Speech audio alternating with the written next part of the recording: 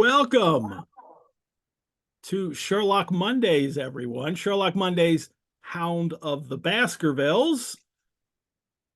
I am Edward G. Pettit of the Rosenbach Museum and Library in Philadelphia, Pennsylvania. This is episode 1, and we will cover the first serial part of the Hound, chapters 1 and 2, as they were published in the Strand Magazine in August 1901. And joining me as co-hosts are Paul M. Chapman and Mark Jones. Hi, guys.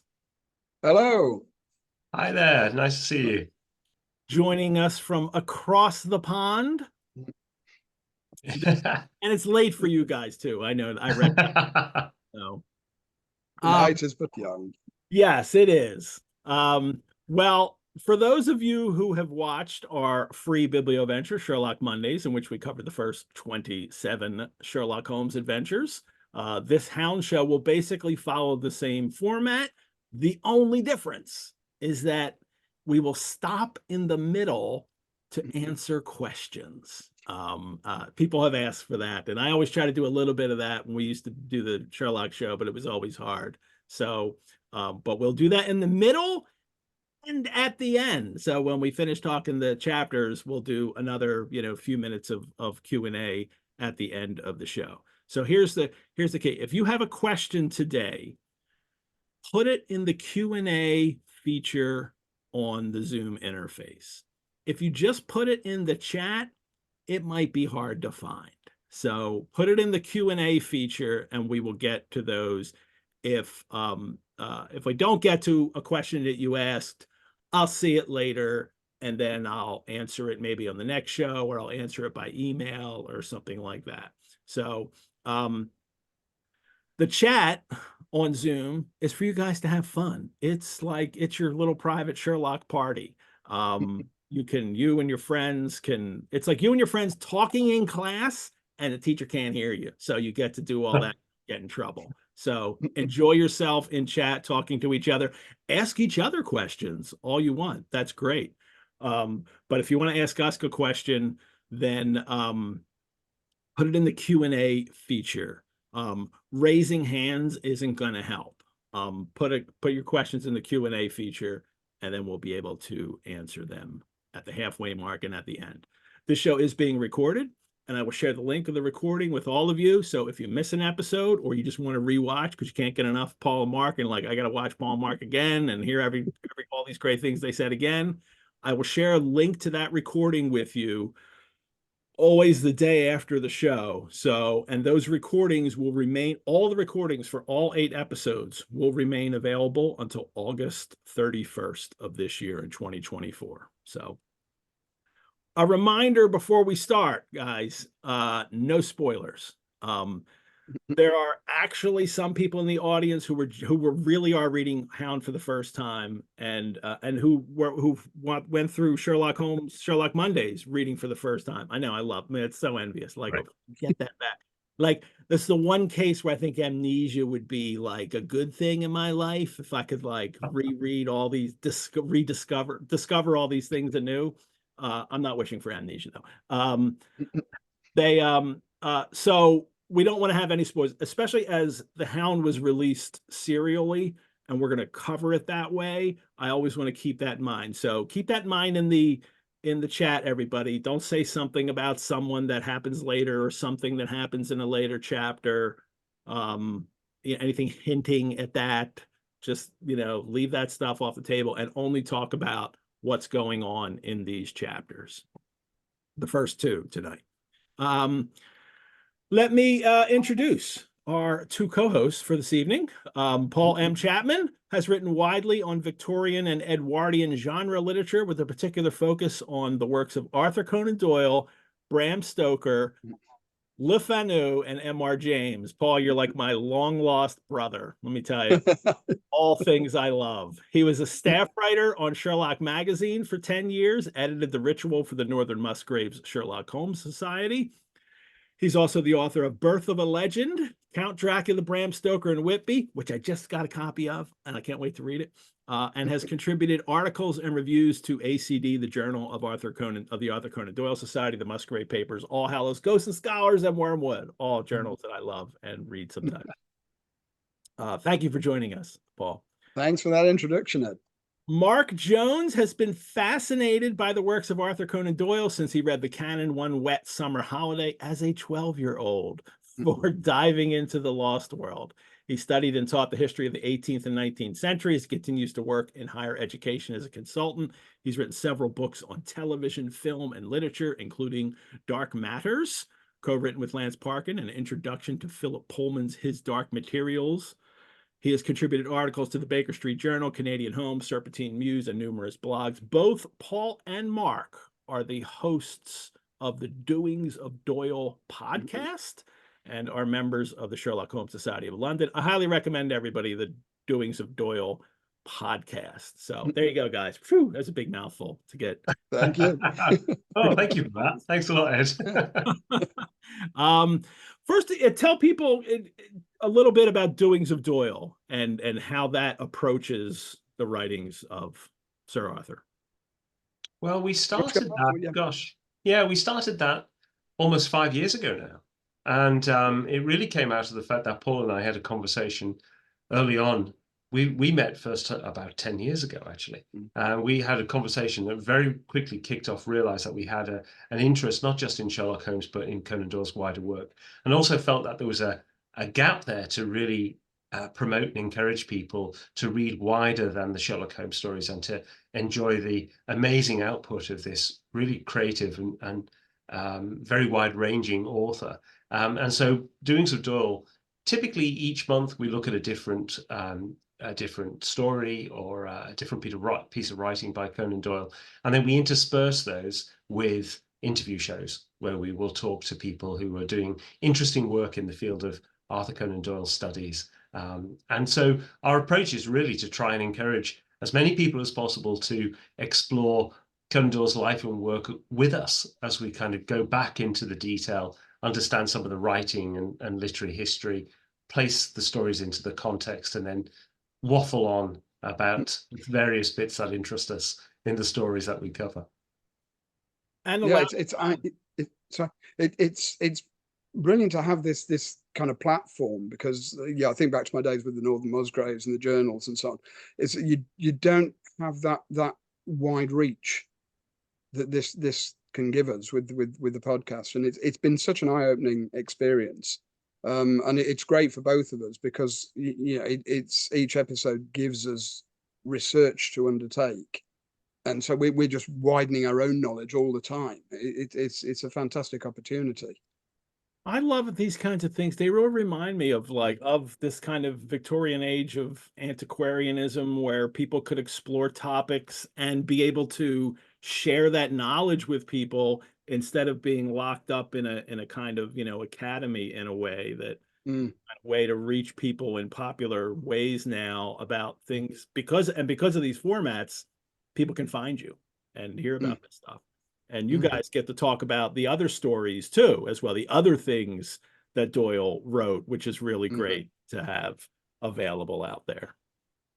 It's been really brilliant for me in particular because I've been pushing Doyle's kind of gothic and horror side for decades, and recognition is coming around to those stories now, and people are realizing the strength of Doyle. I mean, to me, I place him up there with the greats like Blackwood, James, and it's great to see other people now realizing that he was in that sort of league.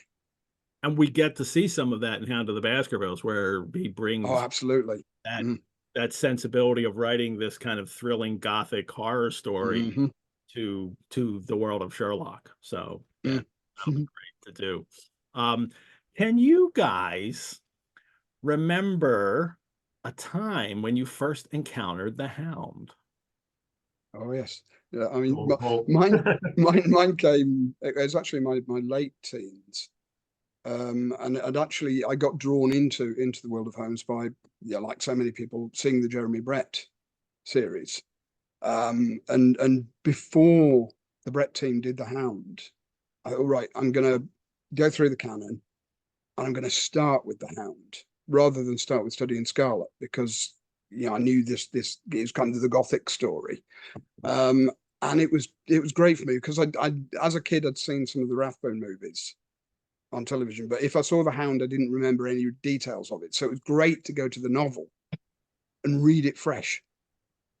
And it's so good, and it's stuck with me. And it is, those who are familiar with it or over familiar will say, oh, it's predictable. It isn't. It just isn't. The developments of the story, it's just wonderful. And as you've just been saying, Ed, I do envy people who are going to read this for the first time with no knowledge of the story. Yeah, that's true. I read it when I was, like you said at the beginning, I read it one wet caravan holiday in Scotland, age 12, where my father had said to my brother and I, well, look, you can, it's going to rain. Why don't you go to that bookshop and buy something? And the foolish man didn't give me a budget, so I bought the complete Sherlock Holmes, the Doubleday, and then started on it. And towards the end of that holiday, I got to Hound of the Baskervilles. I just read it in order. And so the peculiar thing was essentially to go, hang on, Sherlock Holmes is dead. And now we've got this new story. And I'm only halfway through this book. What is going on? But I'd seen the Basil Rathbone movie at that point. So it was a strange experience, because I got to that story and suddenly thought, hang on, this feels awfully familiar. So I must have seen the Rathbone before. Yeah. But it's not a bad setting to read The Hound of the Baskervilles, is in the middle of a storm with the rain pounding off the top of a caravan. So that's my memory of reading The Hound for the first time. Yeah. Here's what I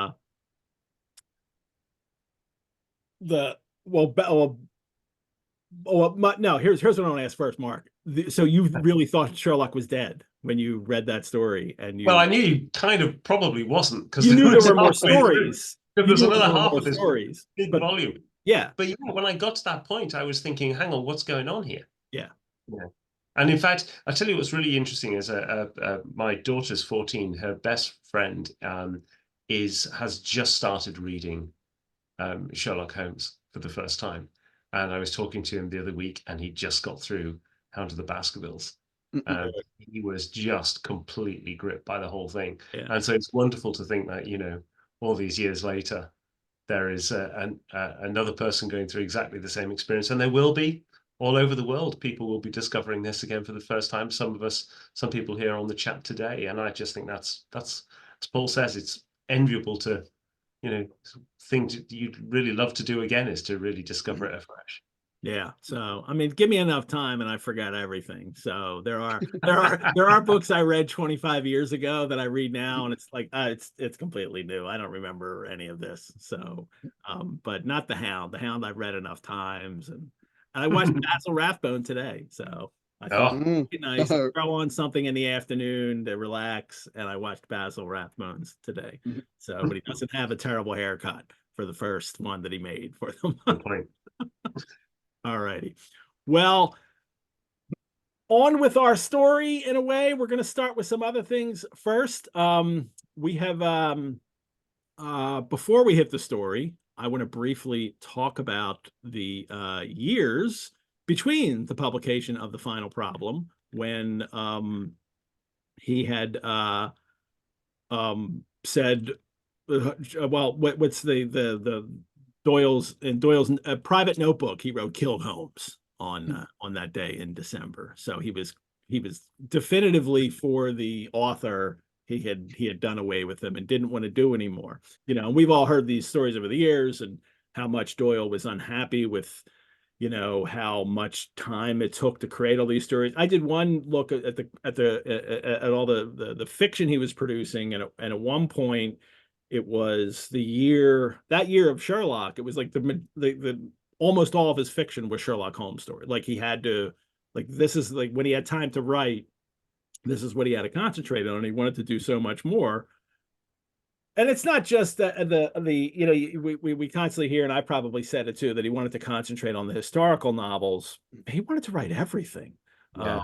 it wasn't just historical novels he wanted to create, and Mm. he made the most of his time away from home. So when in 1893, when he kills Holmes, then until Hound in 1901, he published about 60 stories, including the Brigadier Gerard stories, and a few other, a couple other series that he was started on, 2 plays, 6 novels, and then just dozens of articles and essays, and travel and all kinds of subjects. And he also went to South Africa and in the Boer War and got involved in that and was writing a lot about that and supporting the British Empire and the fight against the Boers. Ran for office. And he's really starting to now, at this stage of his life, starting to invest money in spiritualist causes and magazines too. So he's got all this to do. I mean, and in effect, for me, I feel like in this time away from Sherlock, he became the man of letters that he wanted to be, not just the author of Sherlock Holmes stories, even though that's still the first thing everybody thinks of him as. Then that people thought of him as, but he's the author of all these works, committed to current events of his day. He's going to be knighted soon. He gets to be I think he wanted to be Robert Louis Stevenson, is I think who he wanted to be, except just not sickly and dying on an island. But he wanted to have that kind of all reputation of, I'm this great writer that people will look to for things. And he kind of achieves it during these years that he's off, doesn't he? Yeah, I think the Sherlock Holmes stories give him the financial security and luxury for him to be able to indulge his other interests. But I think there's also a side to Conan Doyle about public duty and service. And he is, Douglas Coe was at a conference recently. Douglas Coe described him as the sort of a man of letters who, we just don't have those equivalents quite the same way these days. But people tell you to stay in your lane now. People don't like it when writers get this involved in everything. Exactly. Yeah, but he felt that there was a responsibility as a public figure. And he's not alone in that. There are others at the same time who are doing it, but Conan Doyle really invests his time and effort, and he's remarkably prolific. Yeah. You think about the range of stories he's writing at this time. He's not sticking with the detective stories, although interestingly, he does experiment with a couple of different ways with things like The Man with the Watches and The Lost Special. But he's writing Gerard stories, as you say. He writes, one of the first things he writes the year after he's killed Holmes, is Round the Red Lamp, which is a remarkable mixture of medical Gothic stories. He has an incredible range, and on top of that, he's got this sort of emerging public persona, and he's able, with the financial security that Sherlock Holmes affords, to invest more time in those kind of activities. Yeah. But he's also at this same period, there is this darker side to his personal life is entering in as well. We've got, just after the death of Holmes, his first wife, Louise, is diagnosed with tuberculosis. So that enters into a lot of his thinking and casts a pall over things. Yeah. And this is where you get, as Mark mentioned, things like Around the Red Lamp, the darker side of Doyle, and also the side of him that wants to be perhaps seen as a more serious writer. We know about him in the historical writing, but there's also the kind of he knows what's going on with the growth in realist writing. He knows about Zola. He knows about George Moore. He knows about people like this. He's interested to go down those lines himself. And he's also got that side to him which comes out here, the adventurous side as well. You've got tied into Louise's illness. They go to Egypt for her health, but he gets himself mixed up in the Sudan campaigns of Lord Kitchener. He very nearly gets involved in the major campaign, but actually leaves before that happens. But basically, can I tag along with you guys when you're heading out to this campaign? That's what he wants to do, right? He does. Yeah, he writes story. Obviously, he writes the novel, The Tragedy of the Korosko, based on his experiences. He writes short stories there. And you've also got at the same time, he meets a young lady called Jean Leckie, and she enters his life, complicates it even further. So you've got he's got this side of his life that's going on really well, the professional side, but the personal life is getting very mixed up. And you've got, as this leads towards the Boer War, we know that he was actually at a bit of a loose end mentally almost of this. He didn't know where he wanted to progress to. And it's interesting, in Memories and Adventures in 1924, he almost writes of this period as a golden period, but the reality was very different. And this is, to him, with the outbreak of the Boer War in 1899, this is almost an escape from his domestic troubles, and go out on the veldt and serve with the army, and a bit of adventure and fresh air. So this is his life up until now, and he decides that, well, he doesn't decide to bring Sherlock back, right? He there's a little chain of events. And first, on the way back from South Africa, July 1900, on the Union Castle liner Britain, he meets Bertram Fletcher Robinson. Can either of you give me a little nutshell of who Robinson is? Robinson is a journalist who's on the rise. He's obviously been out in South Africa at the same time as Doyle, writing about the war. He's a really definitely a man on the make. He's later going to become the editor of the Daily Express. And his time at Cambridge, he was editor of the Granta magazine. So he's a person of note, or becoming a person of note already at this point. And about 10 years younger than Doyle, perhaps? I'm not sure. Yes, he was born, I think it was 1870. So just 10, 11 years younger. I mean, the interesting thing about this is it's usually said that Doyle met Fletcher Robinson aboard the Britain, but there has been recently, there's a chap called Robert Lloyd Parry, who's an M.R. James expert. He is. Very interested in the Cambridge world of that period. And he's pointed out that on the 4th of January, 1893, Doyle was the guest of honor at the Reform Club for a dinner celebrating the 100th issue of the Granta. And this Robinson was editor at this time. So Doyle and Robinson are in the same room. Met him there, yeah. So they'd met earlier, but it seems that the meeting on the Britain was the real cementing. And they're both two minds meeting. They're both like they're both big, strapping, adventurous, like lots of outdoor sports guys.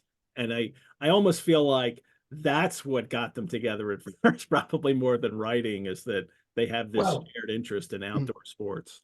Yeah, I mean, the story goes that Conan Doyle is having an argument with a French colonel who's accused the British of using dum-dum bullets in the Boer War. Those expanding bullets that Colonel Sebastian Moran is using. Right? Indeed, yeah. And Conan Doyle is incensed, and essentially Bertram Fletcher Robinson comes in and parts the two. And that would probably have appealed greatly to Conan Doyle as well. Chivalrous actions. Yeah. Let's all and Doyle got an apology from the French officer later on. More importantly, I would have apologized to him in a heartbeat. Doyle,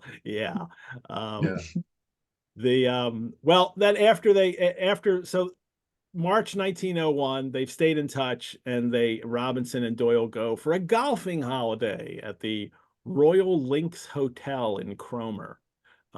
Where is Cromer in the UK? I'm not even sure where that is. Norfolk? Is that where it is? Norfolk, yes. It's the very the East Coast. That bit that juts out essentially on the eastern side of Britain into the North Sea. Everybody talks about how flat it is. It's an incredibly flat landscape as well, and of course, you're not far there from the landscape of M.R. James. Yeah. Well, that's the kind of golf course I want to be on, kind of flat. Yeah. Very windy though, so But Robinson tells Doyle stories of a legend of a black dog, some kind of legend from his home county of Devon, where his family lived, and they have a big home there. Well, this is kind of one of the great unsolved questions of The Hound of the Baskervilles, is what did Bertram Fletcher Robinson tell Conan Doyle? And the various stories and reports change over the years. What we do know is that there was a conversation where they touched on folklore, whether that's actually his own backyard or it's something more local to Cromer is worth going into, I think, in a bit. But essentially, Conan Doyle gets the spark of an idea, and what you see is that they very quickly come up with the idea of a real creeper, the Hound of the Baskervilles, which is then offered as a Gothic story minus Sherlock Holmes to the Strand Magazine.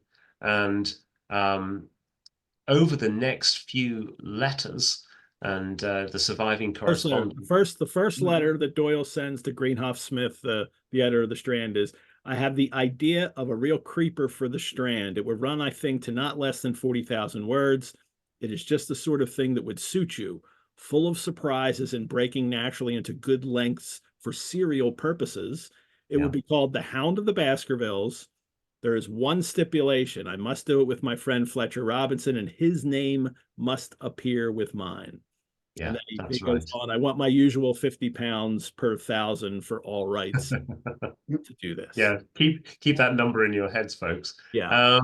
Yeah, so what happens is you start with essentially Conan Doyle saying Fletcher Robinson's name's got to be on this, and then progressively over the next couple of months, Fletcher Robinson's name is removed. That's led to all sorts of suspicions as to how far Fletcher Robinson authored parts, and it's not helped by the fact that after the enormous success of The Hound, a lot of people build their part around this.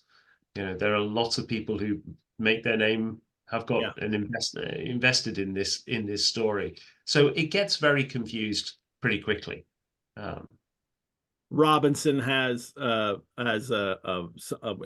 that works at the house, this family's home, the name of Barrymore, and then in later years he goes on to tell the story they used his name. But it seems the dating now from the latest seems that Hound of the Baskervilles was the name decided before they went to the house, and Doyle would have met this Barrymore character. Oh, it's pretty early when you look. There's a letter that Doyle actually wrote to his mother from the Royal Links in Cromer. Yeah, and he and Robinson are just first coming up with the story, and he said, Fletcher Robinson came here with me, and we are going to do a small book together, The Hound of the Baskervilles, a real creeper. Yeah. So that's very, very early on, from this original holiday in Cromer. Well, let's get before Sherlock Holmes comes in. What can you tell me about black dog stories and folklore in England? There are a lot of them, aren't there? Yeah. I think with this one, as Mark's mentioned earlier, the real origins of this story lie in Norfolk rather than Devon. Because there is the Norfolk legend is of this essentially evil black dog called Black Shuck, who is a portent of doom, basically, and he fits into the way the legend goes as is worked out in Hound of the Baskervilles. He will follow people on their journeys, and all this kind of thing that is built into the Hugo Baskerville legend. So I think that's the first thing, and then the way I imagine it is somehow this we have this conversation, and again, to come back to M.R. James, he's these two gentlemen in their golfing hotel telling themselves folklore. For people that don't know, M.R. James is the greatest story writer of all time, and lived at the same time. And a story I just learned from the Darrell Jones introduction to the Oxford Sherlock Holmes, the Oxford Hound of the Baskervilles, when Hound of the Baskervilles came out, M.R. James and another friend there skipped chapel to get the book delivered so they could start reading it. And I never knew that M.R. James connection with Doyle, but there it is. So M.R. James. there's really that sense, that Jamesian sense. This is like the golfing holiday in James's story, "Oh, whistle and I'll come to you, my lad." Yeah. But they just sat it in the hotel. So I think that's where it begins, and then into the Norfolk legend. Perhaps Robinson will then say, "Oh, we've got a black dog." Yeah. Yeah. We've got our own legends around this, and I think that's how it gets built up. That seems a very natural progression to me. Yeah, and I think the story, the conversation is very much, I think, focused on sharing those kind of legends. You know, one of the early letters from Conan Doyle to Greenhouse Smith is saying that Fletcher Robinson gave me the central idea and local color.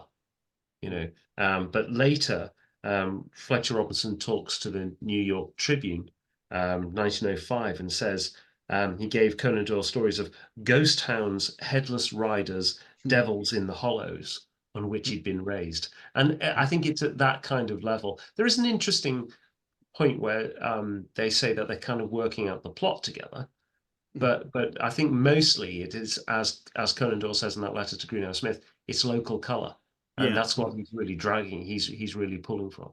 It's not, I Well, mean, you read all these stories in a row and then you get to the Hound of the Baskervilles and there's no change in narrative. Even though it's been this many years since Doyle has written a Sherlock story, this is clearly Doyle writing. Oh, novel. yeah. And you get Doyle, right towards the end of his life, when the complete the Sherlock Holmes long stories omnibus is released by John Murray in 1929. In the preface, you've got Doyle saying about the Hound of the Baskervilles, "It arose from a remark by that fine fellow whose premature death was a loss to the world, Fletcher Robinson, that there was a spectral dog near his home on Dartmoor. That remark was the inception of the book, but I should add that the plot and every word of the actual narrative was my own." Word. Very, very specific about that. And I think Yeah. you get a sense that over the years, Doyle has become very irritated by these questions that he co-wrote it with Fletcher Robinson. Well, we'll get to the reason that he set that in motion at the beginning of the story when we get there. But at some point, Doyle decides that this should be a Sherlock Holmes story, that this would be a perfect story for Sherlock Holmes. And I think that especially with he's recognized all along that Sherlock is still popular. He's worked with Gillette a little bit, and he knows that William Gillette's Sherlock Holmes play in America has gone off extremely well. So well, they're going to bring it to England. Remember, even before he goes to South Africa, Doyle's waiting and doesn't want to leave for South Africa until he hears if the play is going to be a hit. Which I think means, because that's going to be money for him, and he has to make sure that he gets that bank first. So he's going to add Sherlock. It makes sense. And then we get that second letter to Greenhouse Smith. The price I quoted, referring to the previous Royal Links letter sent at the end of April, has for years been my serial price, not only with you, but with other journals. Now it is evident that this is a very special occasion, since, as far as I can judge, the revival of Holmes would attract a great deal of attention. If I put up open competition, I could get very particular terms for this story. Suppose I gave the directors the alternative that it should be without Holmes at my old figure, or with Holmes at £100 per thousand. Which would they choose? And then he finishes it up with, Holmes is at a premium in America just now. Yeah. Which is almost like a threat, right? Oh, absolutely. I mean, he knows exactly what he's got. I mean, the interesting thing about this moment is, why does he decide to bring Holmes back? And on the face of it, I think it probably is as he originally described it, which is that he got to a certain point in writing a Gothic novel, realized he needed a central character, and thought, why do I need to reinvent one when I've already got one that's perfectly good sitting on a shelf? And the reason why I think that, and then there is the money issue as well, and the two are inherently entwined. But the reason I quite like that whole thing about him bringing Sherlock Holmes off the shelf is because one of the things that certainly I feel has been really heavily overstated is the idea that Conan Doyle hated Sherlock Holmes, or that there was a very difficult relationship between the two. And you see this repeated all the time this idea that you know, there's almost a personal animosity between them. But actually, what it was a sort of fatigue, as you said right at the beginning, Ed. You know, he'd written a bunch of these stories sort of week in, week out, pretty much for about 2 years. He was really heavily fatigued. But part of him really admired and liked Sherlock Holmes as a character. W. Robson did the early Oxford edition, and he had a really good line about this. He said, you know, it's often been said since the final problem was first published that Doyle was bored with Holmes and had come to dislike him. But this is an oversimplification. He certainly disliked the deadlines and overwork that his editors and a too demanding public imposed on him. On the other hand, he was justly proud of the character he had created, arguably the most famous in literature. His feelings may have been mixed, but he could not have failed to take some pleasure in the popular identification of himself with Holmes. And so I think Robson's onto it there. And you know, but you still see quite often, in fact, quite recently in the Lucy Worsley documentary for the BBC, this idea that Conan Doyle was constantly in this struggle to break away from Sherlock Holmes, and his entire life's essence was driven from that point onwards to do something to stand apart from his, you know, away from his fictional creation. And so I think if you accept that actually he didn't really ever have this great hatred of Sherlock Holmes, he was just fatigued, it makes kind of more sense of why he wants to bring him back. And then the money makes, you know, doubles down on that. Yeah. I think he'd missed him. Yeah. As well. I think he'd had, and you know, he'd had time off, which always helps you to recharge your batteries, obviously. And I think with the Gillette play, it had revivified his interest. And you know, you can, in the Hound, he's firing on all cylinders with this character. So I think he'd missed him and become really, really driven by him again, and thought, this is the time. I'm ready to do this now. And he does. And the money he makes is extraordinary. In the end, he made anywhere from 480 pounds to 620 pounds, depending on the length of the serial issue, for each issue. And although for this time, there's no separate deal for America, as he's done with his previous Sherlock Holmes stories, this one is only published in America in the Strand American magazine. So I think that must have been part of the negotiations. The Strand probably wanted, like, we get it then entirely until book form. And so in the end, he earned approximately 6,000 pounds for the serial, as it was published as a serial. And to put that in context for people, he had just finished building his home Undershaw, with 14 bedrooms, a lodge, servants' quarters, stable, coach house, a tennis court, the works. Did it all up, like everything that he could possibly want. That was 8,000 pounds. So basically, the Hound paid, like, is as much money as him building an estate house that, you know, that he would live in. That's how much money he made from doing that. And imagine getting that much money from something that you enjoy doing. Because there's no way Conan Doyle writes The Hound of the Baskervilles without enjoying every single page of it. Yeah. You know, the enthusiasm for that story just rises off the page. Yeah. Well, he's turn every page. They've developed it at speed. You know, however much Robinson was involved, it's been developed at speed and then written at speed. You know, you can sense that Doyle really, his creative juices were flowing with this one. Oh, this is, I mean, it's published in August. He's begun it in you know, May. They're still keeping around the ideas of it in May when he starts to write it. It's such a and he spends a few weeks in Dartmoor in that time as well. He's down, you know, May. He's probably done by about mid-June. So he's probably about 6 weeks, 7 weeks. Which is a good reminder, because he does go there and to really soak in the local landscape, that he can describe it better. He had been there earlier in his life at one point, but now he can really know the tours and the and the landscape and how desolate it can look. And so he wants to have that all fresh in writing it, which he does, and it works, right? Because and it's always said that the Moor is the other character. Yeah, it's the other character, in the same way as London is in the rest of the Sherlock Holmes stories, really. But as London is in many ways Doyle's London, the moor in the story is very much Doyle's version of the moor, it is. and it becomes this more sinister, more creeping landscape. And for the purposes of the story, he leaves the working landscape out of it. Yeah, you only get the Princeton prison there is only there because Selden's escaped from it. Oh.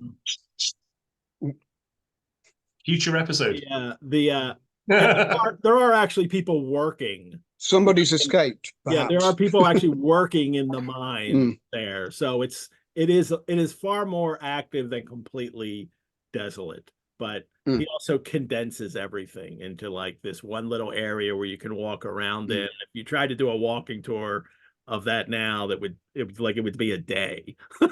Yeah, and he's to one location to another. He's doing a return journey as well with because he was there in 1882. Yeah. When he was writing an article on photography. And this article comes out wet plates on dry plates on a wet moor.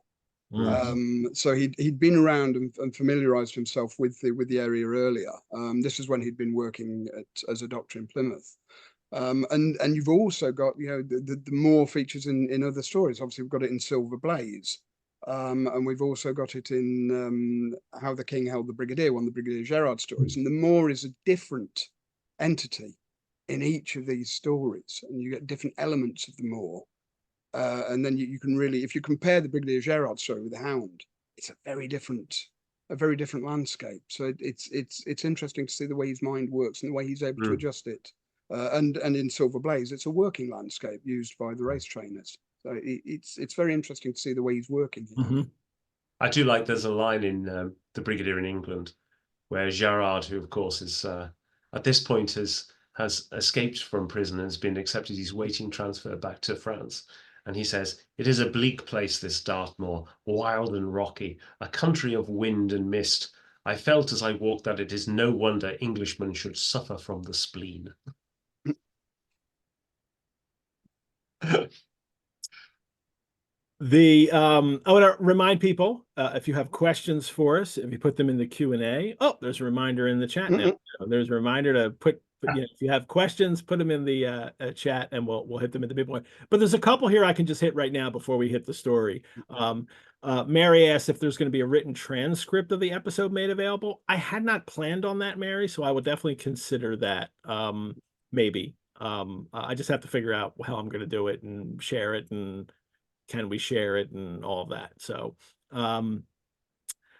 Max has a couple questions. One, not to pressure you, but has Mark considered growing out a magnificent beard too? So if you could. Well, I did come prepared. I didn't have, just on the off chance. There you go. I thought, I didn't want to feel left out. I was going to save that for the end, but no. All right. Well, that's perfect. And Max had another question that we could answer here. Why wasn't Doyle's literary agent, Watt and Son, conduct the negotiations of the price and potential bidding war for Hound? So I don't know if he might, part of that £50 to £100 might be his markup. You never know. There we go. All righty. Yeah, if a few people have questions, we'll in another 20-30 minutes we'll hit some more questions. Put them in the Q&A feature of the chat. All righty. On with the story. Let's get to we have shared a PDF of a facsimile of the Hound as was originally published in the August 1901 in Strand Magazine. You can download that on the Rosenbach's Sherlock Mondays Hound of the Baskervilles page. I've broken them all up on there and put them on there, and I got them off of Google Books. Thanks to the University of Michigan for digitizing their Strand Magazine and putting on Google Books for us all to share this. It's one of the things I love about this world is being able to access these kinds of things so easily like that. And I went and cut it all up into the serial parts, so you can just see the serial part there. So, and if you're really adventurous, you can go on something like Google Books and you can look up the entire volume and look at the whole issue and what follows the story, what precedes it. I do know that at the time that this is started, H.G. Wells's First Men on the Moon is also being serialized in the Strand, and I think it's up to like chapter 15 or something like that, and when the first part of Hound of the Baskervilles comes out. But it's interesting to see those kinds of things around it.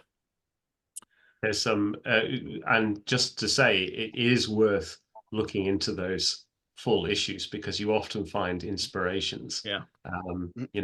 Paul, I don't know if you want to say anything about L.T. Mead. Oh yes, well there's and Richard Lancelyn Green, the great Doylean scholar, was the first to really pick up on this. But it was in, I think, is it 1900, Mark, or 1899? Yeah, there's a story by L.T. Mead and is it Robert Eustace? Yeah, Robert Eustace. Yeah, called Followed, which is a story set on Salisbury Plain around Stonehenge. So it's a very similar environment to Dartmoor, and you've got the prehistoric remains. You've got this wilderness landscape that is being terrorized by a dark monster. Yeah. And in this case, it's not a hound. It is another creature. But I would recommend the story. Yeah, definitely. If you can go out and find the Strand from Followed 1900. L.T. Mead, M-E-A-D-E. So, it does come with a racist spoiler warning. It has to be said. Oh yes, it's very much of its time. If you're reading anything around that time, you've got to accept that. But that in particular in that one. Or don't accept it, to continually challenge it. And that's right. You're reading it anyway, but continually challenge. That's right. That's it. This begins in the Strand. Let me share the Strand because it actually doesn't start with the text. It actually starts with an illustration, which had started occurring with the last couple Sherlock Holmes stories. Or maybe it was just the final just the final problem began with the image of Holmes and Moriarty wrestling at the top of the falls. Before you even read it, at the bottom of the picture, it says the death of Sherlock Holmes. So this starts, this isn't as, this isn't spoilery for the story, but it begins with Sir Hugo. This is from the curse story that we hear, galloping along with this shepherd that he's just passed, and there's the Hound following him. Black Hound. So this is what we'll get a little later in the story. And then it begins this way, and I like to look at this title here, but the previous stories were all The Adventures of Sherlock Holmes, and then a title, and then by A. Conan Doyle.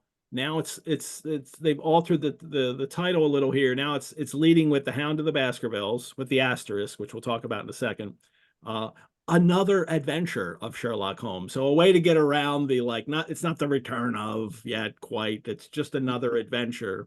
And just by Conan Doyle. Which if you were doing this today, you'd saying this is him branding himself, right? But I like how Sherlock Holmes is the biggest text on the page. It's bigger than Strand Magazine, The Hound, Conan Doyle, Sherlock Holmes. So, well, you look at all the adverts that were in all the press, and not just the Strand, but going back to, I think it's very early, actually. It's very soon after Conan Doyle does the deal that there is, it is massive letters, Sherlock Holmes. Yeah. But if you then read some of what it actually says, often it says this story is anterior to the final problem. So, he's trying to get your hopes up. Yeah, don't get your hopes up. That's right. I should also mention that Sir Hugo's in this 18th century kind of costume there, which isn't correct for Hugo actually. But well, we'll get to that. We'll get to that when we look at the curse document and when it's dated and when this action takes place. So there was a little asterisk at Hound of the Baskervilles because that led to the bottom of the page in which it says this story This story owes its inception to my friend, Mr. Fletcher Robinson, who has helped me both in the general plot and in the local details, ACD. He has put it out there that I had some help with coming up with this idea, helped me with plot details, that kind of thing. So that's the way he wants to bill it here.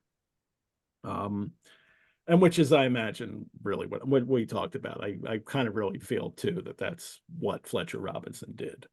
And it's not just the big Sherlock Holmes. It's chapter 1, Mr. Sherlock Holmes. Yes. Part of the story, Mr. Sherlock Holmes, right? Is this a story about Sherlock? It's almost like Doyle telling his readers, okay, you want a story about Sherlock? Okay, here you go. Yeah. Sherlock Holmes, chapter 1, Sherlock Holmes, Mr. Sherlock Holmes. Mr. Sherlock Holmes. Yeah. So, in case you weren't paying attention, that's it. We find out that Mr. Sherlock Holmes, who was usually very late in the morning, save upon those not infrequent occasions when he stayed up all night, was seated at the breakfast table. It's actually Watson who was the late riser in the earlier stories, I think, wasn't he? Except for Speckled studying Scarlet, he says that Holmes's breakfast had gone out before Watson's up, but that could be entirely consistent with Watson being a very late riser. Yeah. Holmes can be a late riser and still be up earlier than Watson. So, maybe Watson didn't get up until like 1 p.m. But we're straight back into what we love about the Sherlock, the inconsistencies. Yes. It's half the fun. Yeah. and to mention what isn't mentioned in the story, what is inferred is that Watson's living at Baker Street. No mention of him being married. Something that Doyle will solve when he brings Holmes back an empty house, which I could talk about because we did it in Sherlock Mondays. Okay. That Watson has a bereavement, his wife has died, so then he could be at Baker Street all the time. Doyle doesn't have to worry about is he there? Is he not there? Is he coming to visit? But this story, what this means for this story is that this happens a story before Holmes's death at the Reichenbach Falls. So even before Watson's married. So it's earlier in their career together. Yeah, don't look at that too closely because the consistency is all gone as well. Depends how you date sign of the fall. Let's not go there. Might be chronologists in the chat. I'm not going to do that. They'll be pages and pages on this. Pages and pages of fun, but still. It's great, but yeah. Holmes is looking at a stick, which our visitor has left behind the night before. It's a Penang lawyer. What's a Penang lawyer, guys? You want to tell me what a Penang lawyer is? It's a particularly heavy, I think, dark stick. Yeah, and it's a heavy weighted stick. And, yeah, and I mean, I don't know exactly the origins of the name, but presumably it's because it's the design or what will originate somewhere in Malaysia. And again, it will be one of these imperial phrases that comes into everyday use in the British day-to-day language. And usually they're I thought usually they were bored. The top was bored out and metal put in it to make it some layers into almost a cosh. It is a cosh. It's to sort of keep the tea workers in the Malay Peninsula under control. And you get Fitzroy Simpson in Silver Blaze has got one as well. That's the other one, yeah. Was my next question. Who also had a Penang? Oh, there you go. Fitzroy Simpson in Silver Blaze. So yeah. But he wasn't going to use it. He was just trying to get the tip about the horse. He didn't or anything else. Or did he? And spoilers are okay for stories we covered. So that's right. Well, Watson is reading this stick. And I say reading on purpose because I want to bring this up in a little while too. All the reading that goes on in the it has an inscription on it to James Mortimer, MRCS, from his Friends of the CCP, 1884, and And then Holmes just comes, not with his back to him. Holmes says, "Watson, what do you make of it?" And Watson's like, "Oh, how'd you know what I was doing? You have eyes in the back of your head." And Holmes plays it up. He's like, "Well, I'm looking at a silver coffee pot with your image in it, so I can see what you're doing." Somebody in the chat might be able to help us, but I've got a feeling that that's in a Raffles story. I think that might be Conan Doyle taking it back. There's a moment in Yellow Face where Mr. Grant Monroe, as Holmes says, "Oh, Mr. Grant Monroe," and Monroe's like, "Oh, how'd you know that was my name?" And Holmes says, "Well, your hat has your name right there that you're showing me. So that's how I know." So Well, Doyle Grant like Monroe's another of those ones who just one of those, absent-minded clients who leave something behind. yes, Look at, doesn't he? His briar pipe. left his pipe behind. Yeah, that's the last thing I'm leaving behind is my pipe. So I'm noticing that as soon as I go outside to light it. Wait, where's my pipe? So,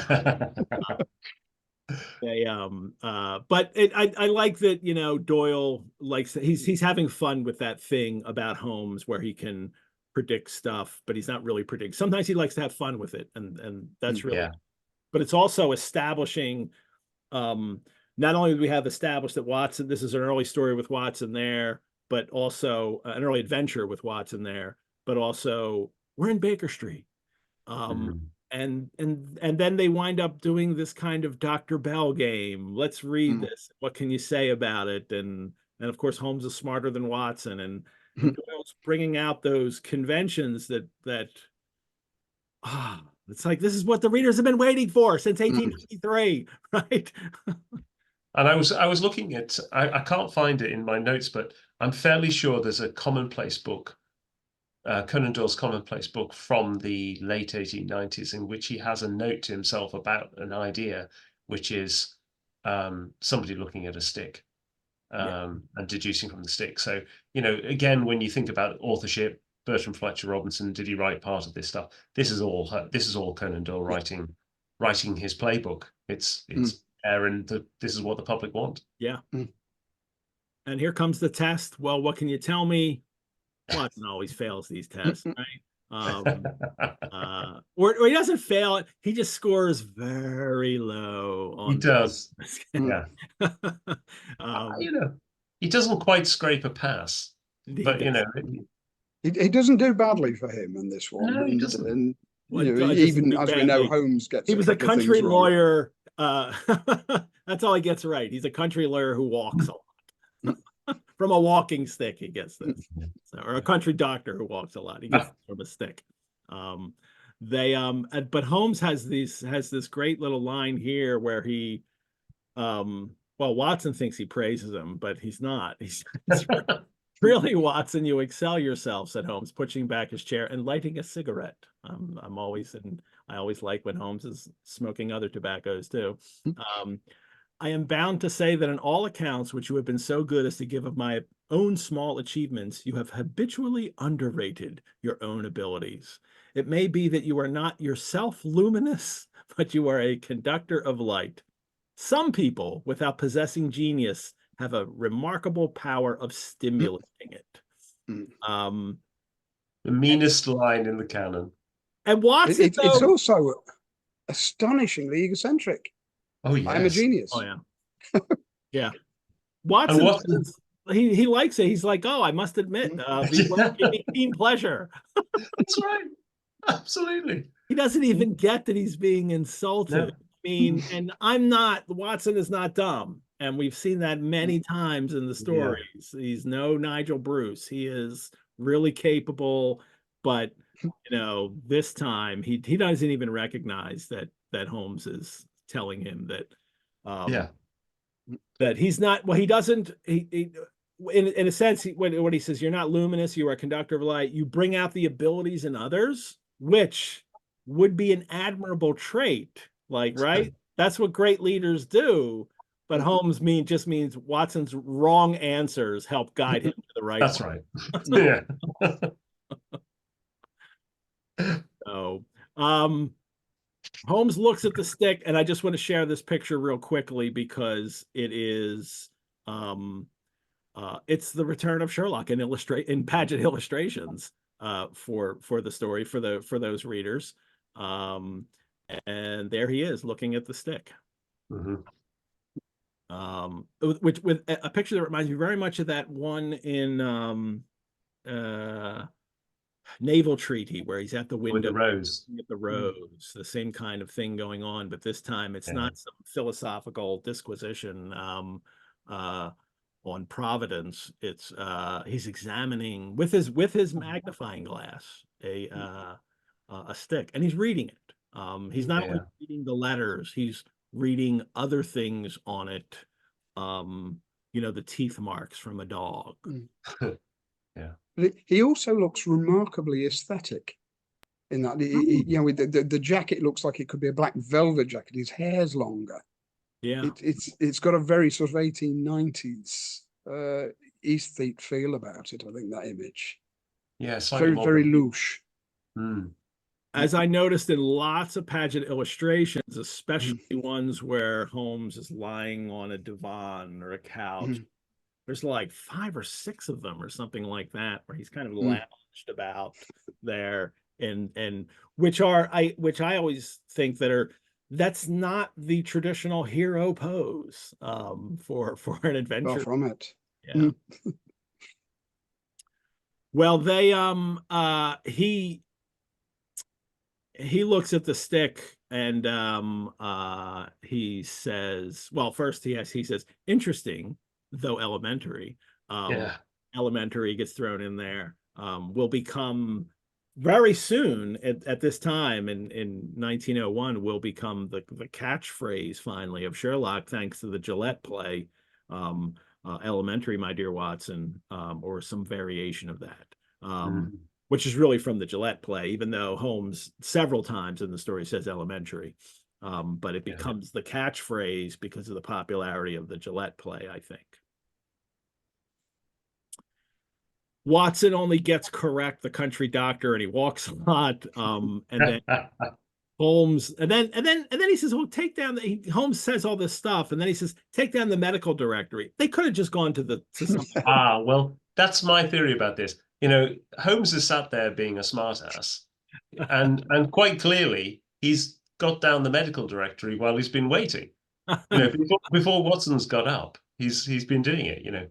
Good, bring down the medical directory, Watson. Good heavens, Holmes, there's already a bookmark in here. It's very like. I mean, have you done the Crooked Man, Ed? No. That's later, much later. Right, because there's a very similar. Oh no! I'm sorry. No, I'm thinking Creeping. No, we did Crooked Man. Yes, we did Crooked. Yeah, Crooked. The very similar moment to that when Holmes gives the biblical reference. Yeah. At the end, and that he has looked it up. Just an aside on this, the CCH bit's quite interesting because that's Holmes deduces it's not a hunt, it's a hospital, and Charing Cross Hospital was co-located with the Royal Westminster Ophthalmic Hospital, which is where Conan Doyle did some of his sort of practice while he was waiting for his patients to turn up in London. So it's a very, very familiar location for him as well, that hospital. I did look up Conan Doyle, of course, would have his own entry in the medical directory. And he had it from about 1881, I think. 91 is the last one. But his is Doyle, Arthur Conan, 1 Bush Villas, Elm Grove, Southsea, MB Eden and CM, 1881, University of Edinburgh, member of the General Council, University of Edinburgh, member of the British Medical Association, formerly surgeon Arctic SS Hope, and then contributor action of Gelsemininum sempervirens in the British Medical Journal, notes on leukocythemia in the Lancet, 1882. He had his own entry as well. He must have paid his subs to get into that medical directory too. And something that he wrote made it in there. The medical. Yeah. I guess they wrote their own and sent it through to be accepted, which gets to an interesting point about what is actually in that medical directory entry for Mortimer, because there's some very, very interesting articles that Mortimer's been writing. Mhm. And Is disease a reversion, some freaks of atavism, and do we progress? yeah, so it's all evolution, heredity, atavism. These are big themes that Conan Doyle comes back to time and time again. They're also themes that are, at this time are quite contentious, in the sense that from about the 1880s, the social Darwinists have got their hands on some of these concepts. You're getting the early writings on eugenics as well. What on earth is Mortimer interested in? But the really fascinating thing about these things is that they are all saying something about hereditary conditions. They're saying something about the connections within families. I'm not going to go much further than that, because when you get to the end of the Hound and you look back, that's an interesting set of things to have dropped in the first chapter. Well, it's yeah, and I want people to keep in mind to stick a pin in this idea of atavism, this recurrence of an ancestral trait, because this is we get we'll get several mentions of this thing going through the story, so it's important to notice it now. And it's very much Doyle on a personal hobby horse. Yeah. That he was hugely interested in this because of his own family background, having an alcoholic father who was in an asylum. He's obviously very interested in this, to an extent worried about it to himself with the ideas of the time. Am I going to go that way myself? Is perhaps going through his mind. And it also just ties into, as Marcus said, the ideas of the time, and the idea of degeneration, and the different layers of the human race, and what shall we, the idea that there's a problem scene about this, what shall we do about it? And we have come out of the Oscar Wilde era with the so-called degenerative art that Max Nordau identifies. All these kind of things are in the air. And you've then got this applied to Mortimer, and from a modern perspective, from a contemporary perspective, it makes him a rather more sinister character than he comes across in the story. It's this kind of absent-minded, sort of very poor sight, blinking professor type, and there's something going on under the surface with him. Yeah, I mean, you do wonder if Conan Doyle in that medical directory is basically trying to point a bit of suspicion already in the audience mind, the reader's mind, towards Mortimer. And you get that again with the whole revelation about the dog. That's a little play, isn't it? That, in the first chapter, you're getting a reference to a dog, but it's not the Hound. Yeah. It's going to be a Westie or something tiny, because he's done the comparison, he's probably written a damn monograph on the width of dog's jaws, But he's done it. Doyle's done this rather more subtly. Having seen the film this afternoon, at the Lionel Atwill portrayal in the Rathbone film sets him up as a suspect immediately. Yes. This, and as you guys mentioned, this kind of great anxiety of the Victorians and their post-Darwinian age, that if humans have evolved, then we can devolve, and the fear that this ancient barbaric traits would come back to people. It's a threat to civilization is what it is for them. But you also get Lombroso's criminological theories based on this, and that we can tell criminals by the way they look, and it's in them, and they've inherited these traits. And it all, as also meant, it all be kind of misapplied to behavior, society. That's not what Darwinism is really about, people. But they weren't quite there yet. And but it's also this idea of atavism and predetermined biological characteristics. This has come up several stories, but including Greek and he talks about these kind of inherited traits that come through families. But then in Final Problem, and then in Empty House, which will come after this, about Moriarty and Sebastian Moran. Well, yeah, I mean, that fantastic line, isn't it, in Empty House? There are some trees, Watson, that grow to a certain height and develop a develop some unsightly eccentricity. Yeah. He was talking about Moran. Yeah. So, you know, the fact is there's two stories in a very short space of time. And that's And ignoring stuff he's writing the outside. Moran element also ties into something else, which might be the imperial anxiety. Yeah, very With much. you've got Doyle is just back from the Boer War. The Boer War is still ongoing. Britain at the beginning of the Boer War took a beating from a bunch of bearded farmers, and are we on the slide here? And this obviously ties in with Sebastian Moran as well. Here's this great imperial officer who suddenly turns out to be a villain. So all this is also tying into these stories at this time. Reminder to people, if you have questions, put them in the Q&A function on the Zoom interface, and we will get to them later. There's none right now, so I'm not going to stop now. And the dog. Here comes Mortimer with his. It's a curly-haired spaniel, and he knows this, sees it out the window, and now it comes in. This story, in a sense, that begins and ends with a dog, right? There's lots of dogs in Sherlock Holmes stories. Study in Scarlet, there's a dog that's dying, and then they hurry it along its way to test the poison. Well, yeah, he's a dog murderer. Is Toby. what you're saying. Well, then there's Toby in Sign of Four that we all love. But other dog, and there's other. He's got a lot of dogs in stories. So yeah, I did find when I was looking at some of the background on this that around the time that Conan Doyle was writing this, he just got a Mastiff, had been gifted him by Jerome K. Jerome. Yeah, Jerome K. Jerome. Large Mastiff, and he called it Darby the Devil. Darby the Devil. That's great. So of course, we have that surviving film of Conan Doyle in late life when he's got a dog with him as he's speaking to camera. Yeah. None of them are diabolical, but no. That was his thing in Copper Beaches. Carlo the Mastiff is not his fault, and it's like, and you really like get the idea that it's not. Well, it's not.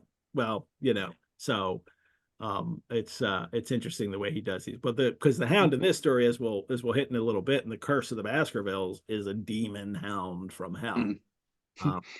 Well, as of old, also, we get Watson now. Holmes actually asks Watson to stay.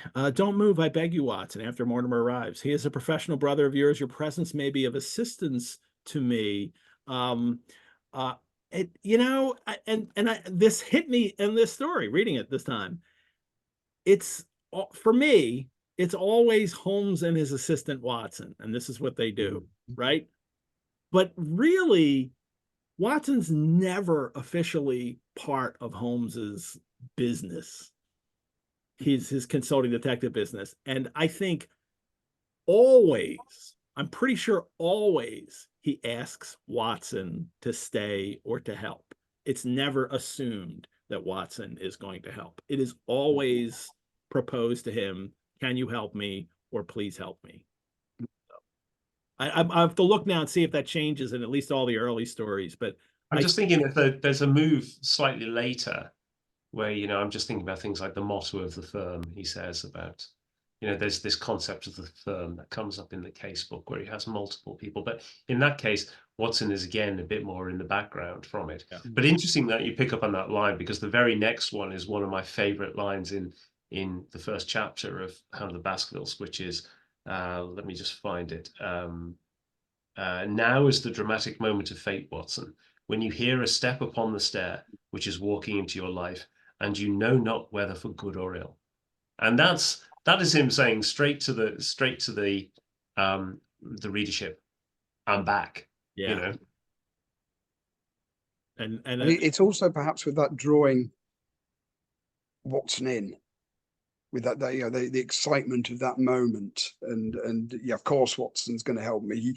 I forget his job as a doctor, and it's interesting what you say about the firm as well, because we know that Holmes gets well paid for a lot of these jobs. How much does Watson get, or does Holmes think, oh well, he publishes these stories in the Strand, he publishes our cases, so he's getting paid there. So there's all that issue which has never gone into, really. There's money in this case, Watson. Yes.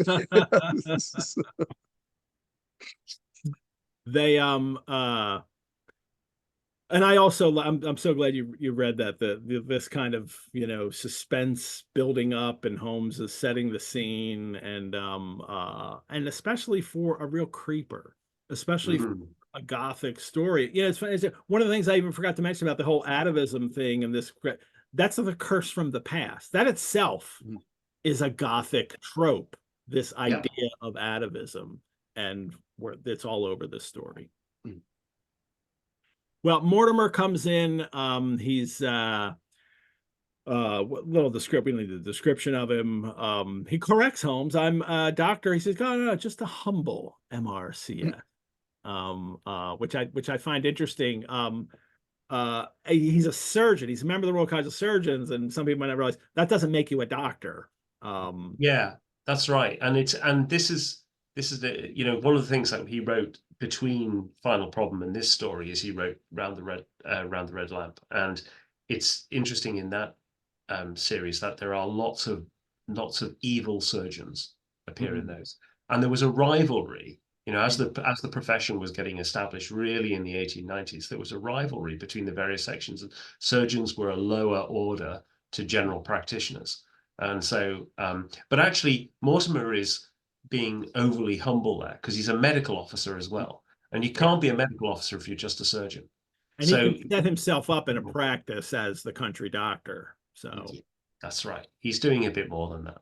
Yeah. Well, he has the metaphor he says is a dabbler in science, Mr.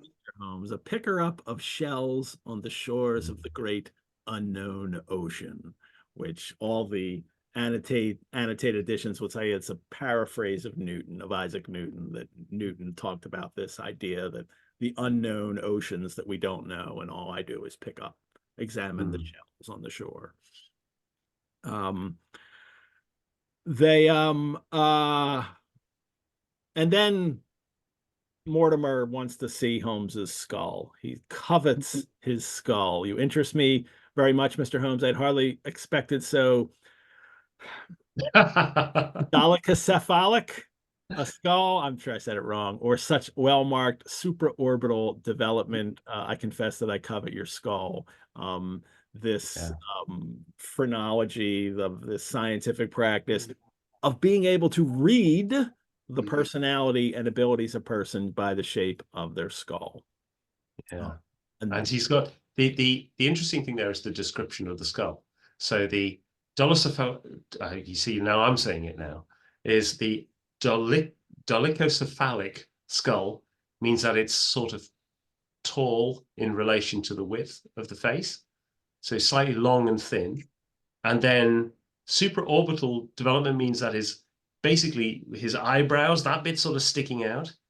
And then you've got Moriarty saying he hasn't got much frontal lobe development, which means that this bit's flat. So if you put all that together, he must look like a cone head. Yeah. But what we get here is that the idea that even though people are starting to move away from phrenology, and this is a real thing, it still works for a story, and especially because it's, Holmes is a special person, right? He has an extraordinary skull. He must have an extraordinary skull because he has an extraordinary mind. And it does make, I think, this is clearly a humorous passage here. I mean, he's trying to poke fun at Mortimer here. So this isn't necessarily Doyle saying like this kind of thing is, real science. This is somebody that some odd guy like Mortimer would be interested in. Well, it's another kind of pointing a bit of suspicion on Mortimer, I think, isn't it? To sort of look at the weird things this guy's interested in. Yeah. Well, again, this goes where you were saying, I am a dabbler in it. Is this some sort of, even though Doyle was himself interested in these ideas of atavism, there is some form of disreputable reputation surrounding some of these theories, and perhaps that's going on here as well. Let's do some questions here. We have one from Mary. I wonder if Holmes's barbs, or a comment that we can comment on. I wonder if Holmes's barbs at Watson during breakfast in private is Conan Doyle's exercising his exasperation at being sucked back into writing Sherlock Holmes again. That's interesting. It's because she continues, she says, and yet his attitude toward Watson changes once Mortimer arrives. Yeah, I mean, I think there's probably quite a lot of truth in the idea that he changes as soon as he's in public. Yeah. You know, I think one of the things that's really interesting about character of Sherlock Holmes is that there is there's an aspect to which he is conscious that he's on display, and you get those references. You know, he could have been great on the stage, and I'm always reminded of this wonderful moment in the Brett series, in Scandal in Bohemia, when I've forgotten his name. The help me out, Paul. What's the name of the character who turns up? It's the king of Bohemia. Oh, the King of Bohemia, Yeah. Gottfried Wilhelm Sigismund von Ornstein. There we go. It's his party piece. I had to throw it in there. So as soon as he turns up, there's a wonderful moment where Holmes and Watson quickly shuffle around the papers and get them behind them and make sure everything's looking tidy. And then they sit there all composed as he comes in. And, you know, I think there's an element to which that's part that is there in the text, sort of under there. It's also kind of a classic twist. It's the bickering couple, isn't it? Mm-hmm. Yeah, there's an element of that going on. Yeah, absolutely. You know, they know each other so comfortably. They can bicker without getting too upset at each other. And as you pointed out, Watson's even complimented by being insulted. Yes. Max wonders if Mortimer got to touch Holmes's noggin before he was waved to the chair. So we can only. I think you're only going to touch his parietal fissure if you buy him dinner first. But Max has another question. When were surgeons and dentists first called doctors? Was there some precipitating event? Also, was the demented dentist trope invented in Round the Red Lamp? Interesting. The doctors were different to surgeons, so you had to do a separate qualification. So Conan Doyle got his medical degree and then got his doctorate. Yeah. I'm not so sure on dentists. Mad doctor tropes go back a lot longer than that, I think. A lot. And the fact that they throw a dentist in there is kind of, you know, that's just making the trope, you know, more expansive. Yeah. I mean, you get, you know, Frankenstein for a start, but you can keep going back further and further for lots of examples of those, I think. But there is an interesting moment in Round the Red Lamp, which is the fact that you're bringing together, you know, Conan Doyle essentially was describing lots of things happening in the medical profession, which he had just left. You know, he didn't have an entry in the medical directory anymore. He'd left that. It was behind him. And so some of the contemporary reviews by medics virtually accuse him of being a whistleblower on the profession. So it's a really interesting moment, that 1890s, but it's a sideline, not the Hound. Right. Well, I don't mind rabbit holes. So we have a captive audience tonight, or captive in the sense that this is just for us and it's for you guys, and you know, this isn't broadcast out there for everyone, so we can talk about this kind of stuff. I'm happy to do it. The end of this chapter, well, first Mortimer rolls a cigarette. Tobacco mention. I don't let a tobacco mention ever pass. Holmes also observes that from his forefinger that he makes his own cigarettes. Man, that's a stretch there. I don't think you can tell that. You could tell if you're a smoker or not. He could at the time, especially, you know, seeing the nicotine stains, but rolling your own cigarettes? I don't know how you would come up with that. That's a difficult one. So, but Holmes's deductions are always right when they are. Yeah. That's, you know. Yeah, I can't prove that he's wrong. That's for sure. Right. And then at the end of the chapter, Mortimer says, recognizing as I do that you are the second highest expert in Europe. That's why he's come to consult with him. And Holmes is genuinely annoyed. Like, indeed, sir, may I inquire who has the honor to be the first? Asked Holmes with some asperity. Like he does find that this, you know, really, that he doesn't like this, that, you know, that I'm the second highest, and then he says you would better consult him. Well, Monsieur Bertillon, he says, who Holmes would like and has said in the past he likes his system. Bertillon did all the measurements of people that helped identification. and then fingerprints, of course, and develop the mugshot and that kind of thing. So Holmes recognizes that Bertillon is a scientific criminologist that he would respect, but second. Yeah, it's a lovely moment, that, because you've got two moments of Holmes pomposity being popped in this. First of all, you've got the thing that he gets part of the deductions of the stick wrong. So Mortimer was married. It wasn't on the occasion of him going to set up in practice. And then you get the Bertillon reference.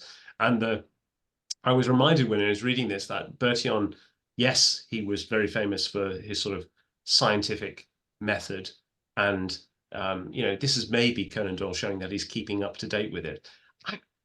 Part of me wonders if this is a bit of a dig as well, because one of the things that Conan Doyle was really interested in, followed very closely, was the Dreyfus affair, which was a great political scandal about a French officer who supposedly sold secrets to the Germans, was convicted, and convicted twice, actually. And it's remarkable for a whole series of things. It's an early case of sort of rampant anti-Semitism within French politics, etc. But Bertillon actually was part of the first trial with Dreyfus, which was before this story was written. And Dreyfus was accused of sending a letter. And Bertillon was a handwriting expert. Even though he wasn't a handwriting expert, he turned up as a handwriting expert and said, "Oh, this is Dreyfus disguising his hand." And it actually got accepted as evidence, but it was immediately sort of, popped. People were criticizing it all over the place very, very quickly. So Bertillon is a fascinating character because he's both a pioneer of kind of scientific policing, and like you say, in 1912 he'll go on to fingerprinting as well. But he's also bonkers eccentric, and he has some very, very strange views. And at this point, his star is not quite on the ascendant in the way that it was. We've also got an interesting side here, I think, with comparing him to Bertillon, that it's comparing a fictional detective with a real life figure. So it's Doyle showing that he's in touch with the criminological world of the time, but also adding verisimilitude to the world of Holmes, because here's a real character brought into it, and he does this constantly. And it just adds to that whole feel of creating a world, and a world that is our world but isn't our world. It's very clever. Max McGee. The other thing I would point out as well with this, the fact that Holmes is really touching about when he's one of these people who can insult people, but he can't take an insult. Yeah. And again, within just this short chapter, we've had so much character. Yeah, that's true. These incidents just building up. Here's, if you've forgotten about Holmes and Watson, here's what it's all about. Here's their characters. Here's stuff in a very tight nutshell. It's brilliant. And this is the whole thing with Doyle as a writer. He's wonderful. Max McGee has commented, Mark, that hashtag believe Dreyfus. So I thought that was you'll all meet Max McGee on episode 8. He will co-host the Legacy of the Hound. That will be a lot of fun. There was also somebody commented to remind us not to do spoilers, but because I hadn't suspected Mortimer at all. I don't find that a spoiler in that I think that's a reading of how Doyle is presenting characters. And when Doyle presents a character that there's something going on wrong, I think it's okay to notice, or anybody to notice that, like, hey, there's something off about this character here. And I think that's all that, that is. But so I didn't think it was a spoiler, but we will definitely try to not do any spoilers. Suspect everyone. Even the curly-haired spaniel. Yes. So chapter 2, The Curse of the Baskervilles.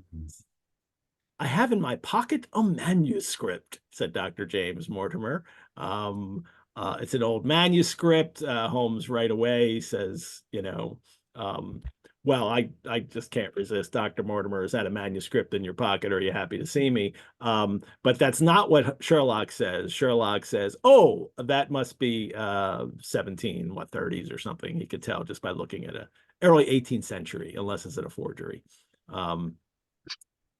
Because he's written a monograph on the, you know, on old documents, of course. One of the many. There's another monograph mentioned. So that Holmes has written. The exact date is 1742. And he says it was given to him by Sir Charles Baskerville, whose sudden and tragic death some 3 months ago created so much excitement in Devonshire. So now we're getting set up of what's gonna happen here in this story. Holmes does his listening posture, right? You know, to hear this. It was Baskerville Hall, 1742. It's about a legend. Holmes leans back and his, you know, fingertips together, closes his eyes with an air of resignation, which is funny. He's like, I can't believe that, like, I'm listening to this. So, on the I won't read the whole thing clearly, although I'd love to. Of the origin of the Hound of the Baskervilles, there have been many statements, yet as I come in a direct line from Hugo Baskerville, and as I had the story from my father, who also had it from his, I have set it down with all belief that it occurred even as is here set forth. So this is written by one of Hugo Baskerville's descendants in 1742. But the Hugo Baskerville lived during the Great Rebellion, the English Civil War, in what, the mid 17, was it 50s, 1650? Mid 1640s. 1640s. So so this is written 100 years or thereabouts after Hugo lived. So this is like the great grandson or something like that who's written this in 1742. The family has continued. This is where you get that problem with that illustration. Yes, because the illustration, Paget has misread it and thinks that he's simply leapt on 1742 and gone with it. Yeah. So all the costume is 18th century instead of being 17th century. But you know, I'm out of whiskey. Hold on a second. It's a 2-drink show. They're all like 2 or 3 drinks when we do Sherlock Mondays. So, well, at least for me, they are. But we were talking, weren't we, Paul, about the fact that this is a story which has its roots in the English Civil War, but Conan Doyle never really went there. No, he was obviously very interested in the period, and we've also got 2 stories in the canon of kind of family curses, family traditions, whatever. You've got the Musgrave Ritual and the Hound of the Baskervilles. Both of the family legends begin in the Civil War. Yeah. But as Mark said, Doyle himself never actually wrote a Civil War story. He wrote Micah Clarke. Micah Clarke's after, is that what it is? Which is set later. It's in the Monmouth Rebellion of the 1880s, 1680s. Let me slip there. And the main character's father has served as one of Cromwell's Ironsides in the original Civil Wars. But it's interesting that Doyle never actually wrote anything set in the Civil War. I'm sure he could have written something absolutely wonderful. Well, we're about to get that moment where you hear the description of of the curse, and though it's being recounted in 1740s, it's actually, the language is much earlier. And he has an ear for dialect and historical dialect. Some people find it interminable. If you read The White Company, I'm reading The White Company now. Yeah, you got to, but a bit like Shakespeare, you got to, your ear gets attuned after a period of time, and you start to. I'm really enjoying it. I don't, I have issues, but it doesn't matter because I'm really enjoying him putting me into the world that he's based on history. So I'm fine with it. Hugo Baskerville, a most wild, profane, and godless man, kidnaps this daughter of a yeoman. She escapes. They chase after her. He and all of his companions set the dogs on her and ride out as if it's a hunt. And Hugo, because Hugo's so incensed, he became as one that hath a devil, is how he's described. And he says he would that very night render his body and soul to the powers of evil if he might but overtake the wench. Not evil, evil. That's what he's, praying to. So, capital E. Yeah. yes. And it's actually one of his drunken friends cried out that they should put the hounds upon her. And oh, what a great idea! So they do that, and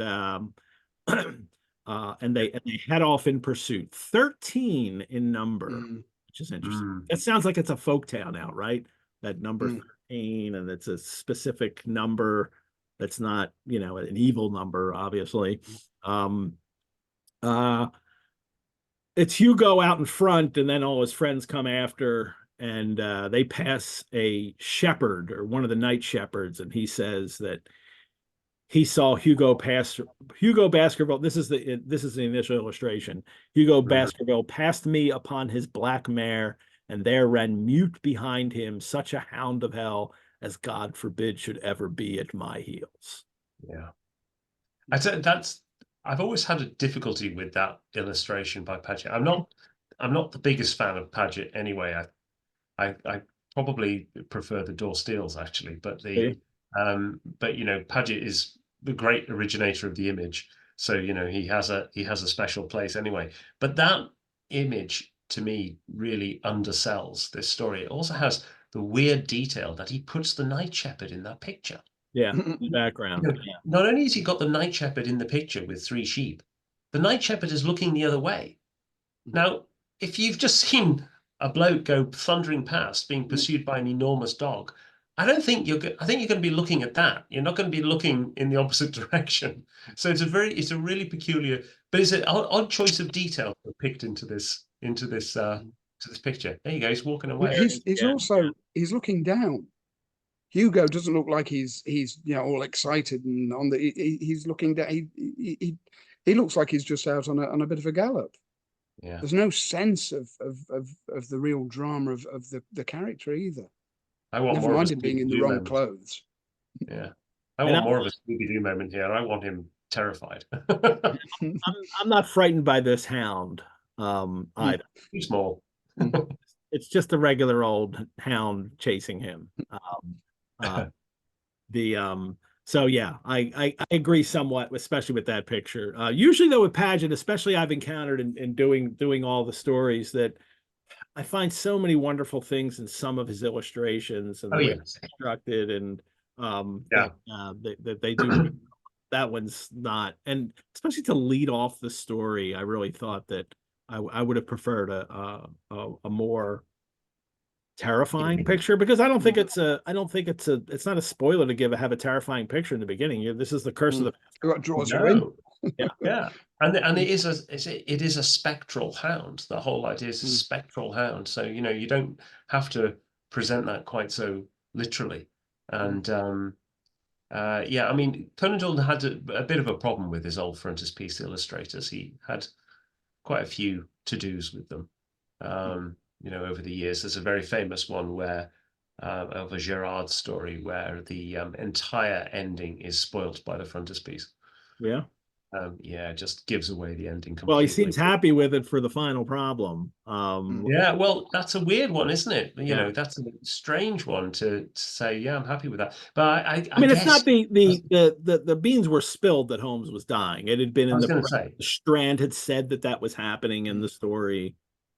It's a moment of jeopardy. It's not sort of giving away what the ending is. The Gerard I'm thinking of actually gives away the ending. Interesting. And he was furious. He wrote a very angry letter to the Strand about it. Well, with this, I wonder as well, but there doesn't seem to be any evidence with the Paget illustrations of the curse and the legend with them being set in the wrong period. And I just wonder what Doyle himself thought about it, because if this had been one of his historical novels, he would not have been happy about it at all. But I think he's happy to let it go with the Holmes story. Yeah. That the readers won't know. It doesn't matter in this instance. Well, this ends for Sir Hugo, and they come across the body of Sir Hugo of Hugo Baskerville, and standing over Hugo. Why don't one of you read that? Do you have that passage there? Mark, do you have that handy? I'm just having a look at that. Yeah. Oh, standing over Hugo and plucking at his throat, there stood a foul thing, a great black beast shaped like a hound, yet larger than any hound that ever mortal eye has rested upon. And even as they looked, the thing tore the throat out of Hugo Baskerville, on which, as it turned its blazing eyes and dripping jaws upon them, the three shrieked with fear and rode for dear life, still screaming across the moor. Pretty good. One, it is said, died that very night of what he Yeah. had seen, and the other twain were but broken men for the rest of their days. I even like the ending of that this kind of, there's a coda. They're all doomed now. Like they couldn't even survive seeing this hound. Yeah. I Really, like the fact that they actually they definitely have a bad outcome from this, because immediately before that they're described as three daredevil roisterers. So this has been a pretty pivotal moment for them to see this. The roistering days are over. Completely. No more carousing. And ever since the hound has plagued the family, many of the family have been unhappy in their deaths, which have been sudden, bloody, and mysterious. And then the document ends, this from Hugo Baskerville to his sons Roger and John, with instructions that they say nothing thereof to their sister Elizabeth. Well, which is funny. But what I'm thinking, like, you kept naming people Hugo? Family? Really? So that's not the name you want to continue, but this family does.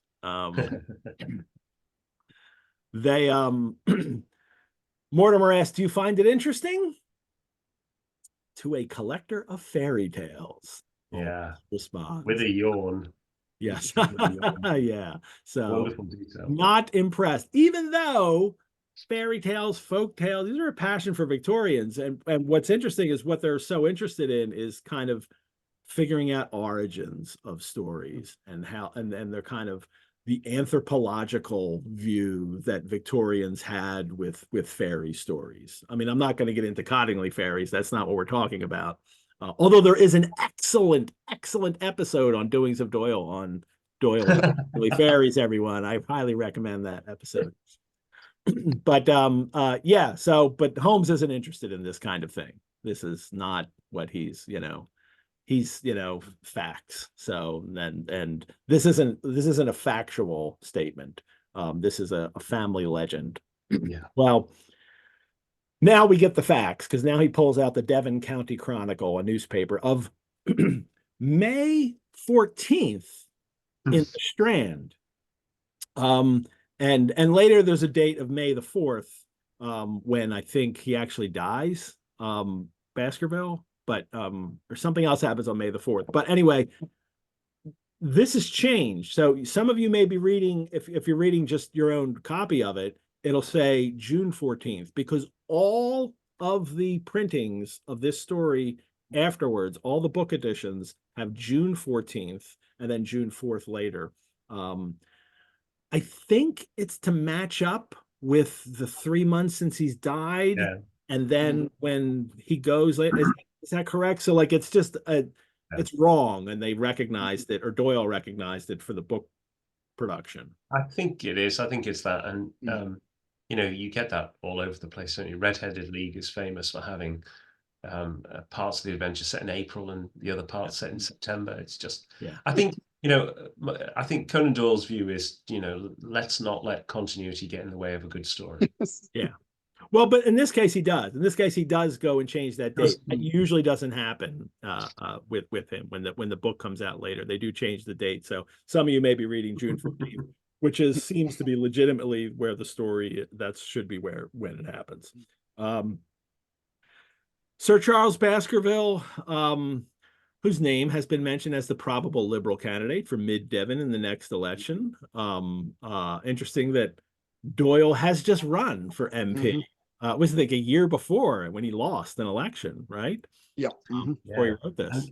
And not for the Liberals, for the Liberal Unionists. Liberal Unionists, yes. Yeah, they were. So the Liberals at that point were in favor of Home Rule. The Liberal Unionists were not, and that was that they were a spin-off faction, as it were. And Conan Doyle eventually came round to the idea of Home Rule, but he'd lost 2 elections by that point. But we can't, and liberal and conservative now, you can barely read it into these terms in the past. It's, you know. No, it's different. No, it's the whole. I mean, the politics of that time. You've got so much imperial. The imperial subject is mixed up with the politics of that time so richly. I mean, the election that Doyle took part in was known as the khaki election because it was fought over issues that had been brought up by the Boer War and the continuation of the Boer War. So the party split along those lines, and it's actually quite difficult to even look at the parties at that particular time within the context of the wider, perhaps 20-year period. Everything was in such flux. Yeah. And then you've got, of course, Charles, talking of the Boer War, Sir Charles had made large sums of money in South African speculation, which, of course, Conan Doyle sort of did, or almost did. He had did investments in mines as well. Yeah, he invested in gold mines, and he famously said at some point, I think it's in Memories and Ventures, he said that he thought he was signing up for £60, and then he got a bill for 900. But his speculations are famously, variable, from his sculpting machine that didn't work to his investment in Kent coal, which didn't burn. So he doesn't have a great record on this stuff.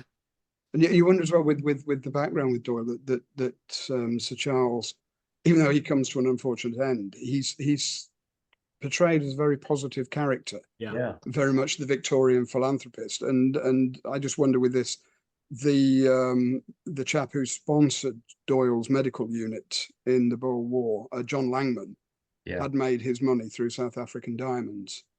And so I just wonder if this is a little kind of tip of the hat from Doyle to John Langman. And Doyle brings back, or Sir Charles, you mentioned the philanthropist. He brings his money back. He doesn't just take it, and he invests not only in the house, he invests in the community attached to Baskerville Hall. So he wants to be the person, the rich man who's benefiting everyone there. It's one of the interesting things about this story that you get this sense that this great Gothic masterpiece that is the Hound of Baskervilles. You've got Baskerville Hall has been dilapidated, but it's sort of been renewed under Sir Charles. But now there's this threat that it's going to deteriorate again. And I was rereading it again. I was just thinking about Fall of the House of Usher, where you've got the house, the physical house, and then you've got the house as in the family. And as ever, there's lots of stuff in Conan Doyle. That goes back to Poe. Yeah, there's so many Poe connections. That's something we'll talk about later when we get to Baskerville Hall.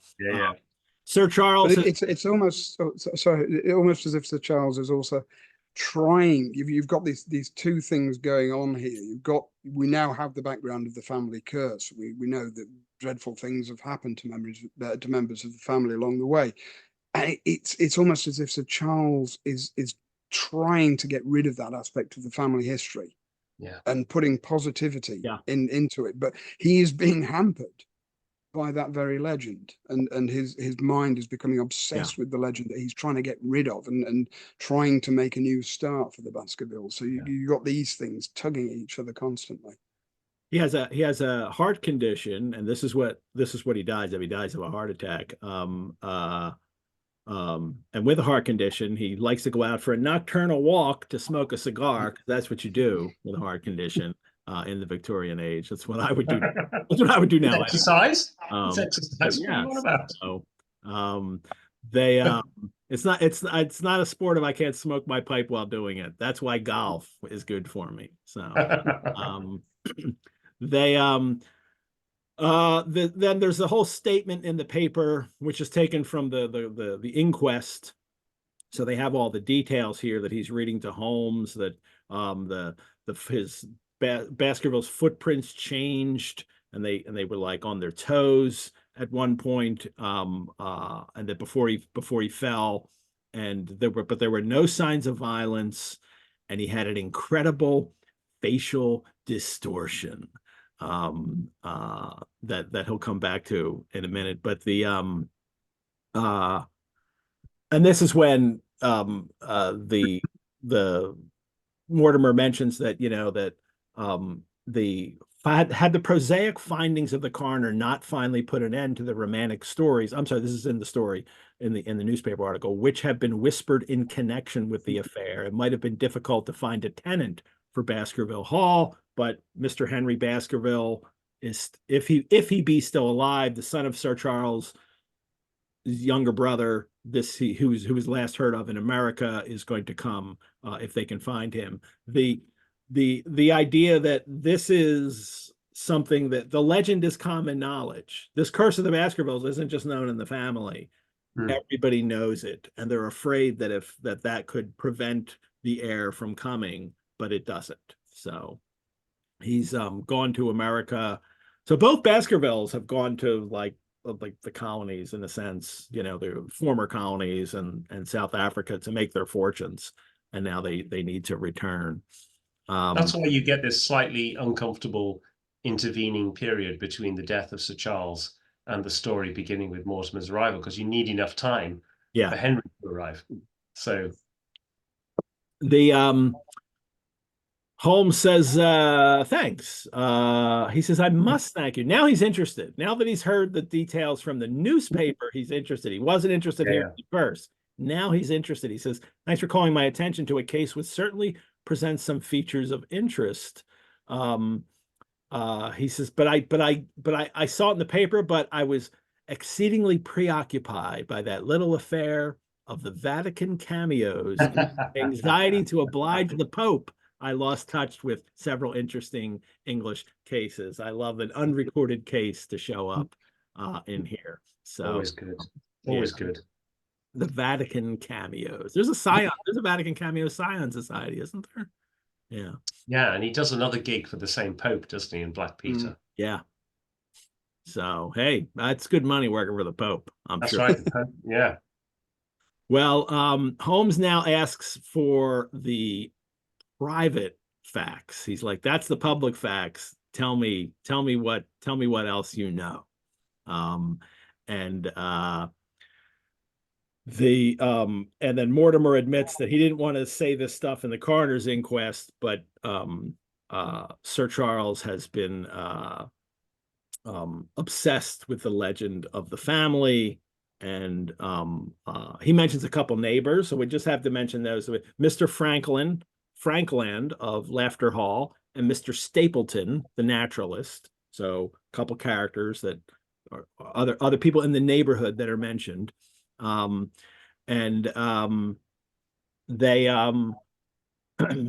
then he says, Sir Charles would walk around his own grounds, but nothing would induce him to go out upon the moor at night. A dreadful fate overhung his family, is what he was convinced of. And he asked if he's heard have you ever heard the baying of a hound at night? So he's been hearing the hound, and he's terrified that something is going to happen to him. One time even catches a glimpse of something, Mortimer himself, of what he thought was a large black calf passing at the head of the drive. That's a big dog if it's the size of a calf. So and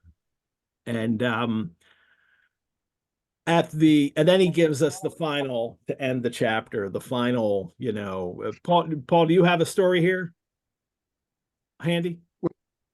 With the whole thing with Sir Charles and the Ewali and so on, that we then go into again with Doyle, is his own background is coming in here, because his school, Stonyhurst, had a very famous Ewali. And this seems to be the one that is the model. And several years ago with the Northern Musgrave Sherlock Holmes Society. We were the first society to actually go and have a weekend at Stonyhurst. And we went out to the ULE, and I've had the pleasure of playing Sir Hugo in the actual ULE that we think Doyle based based the Baskerville ULE on. So this is and it does fit the description with the gate, and it's there. And so it's again Doyle. He does beautifully play this whole thing with this legend playing on all the tropes, and then he brings into it again this verisimilitude thing. He uses a location of his own knowledge that makes it all that much more real, and describes it brilliantly, and has it set up beautifully. Do you have the end of the story handy there, Paul? Too. Sorry. Yeah, the end of the story handy there to read. You'd like me to read the actual. Both of you. I want Last to read. line. I want you to go back and forth and read the ending. The actual ending, yes. I shall read from the proper Strand version as well. The end of chapter 2. He said that there were no traces upon the ground round the body. He did not observe any, but I did, some little distance off, but fresh and clear. Footprints? Yeah, mark through the footprint. Footprints? Footprints. A man's or a woman's? Dr. Mortimer looked strangely at us for an instant, and his voice sank almost to a whisper as he answered, Mr. Holmes, they were the footprints of a gigantic hound. What a great end of the chapter. I read too. What a line. And then in the Strand, it says to be continued right at the end amazing, of the chapter. So, I mean, well, this again, it ties in beautifully back to Doyle's school days at Stonyhurst, and if he's thinking of Stonyhurst when he's writing this story, and he used to just read stories to his school friends extempore, and he would reach a point like this and then stop. And to get the next part of the story, his chums would have to, pay him with cakes and tarts and drink and so on. So he's learned his lessons back then, and it's very much that kind of, do you want to read the next bit? Buy the next issue of the Strand. And his price has gone up from cream buns to £100 1,000 words. Absolutely, yes. Well, he didn't have a house to build back in those days. Has to pay for it after he's already had it built and paid for. Now he needs to recoup that money. I love how at every stage in his career for Sherlock Holmes stories, he goes in and says, "Pay me this much," and they're like, "Okay," and he's like, "What? I should have asked for more." That's right. And then he did it again, and he's like, "That's again. Pay me this much," and they say yes right away. He's like, "Ah!"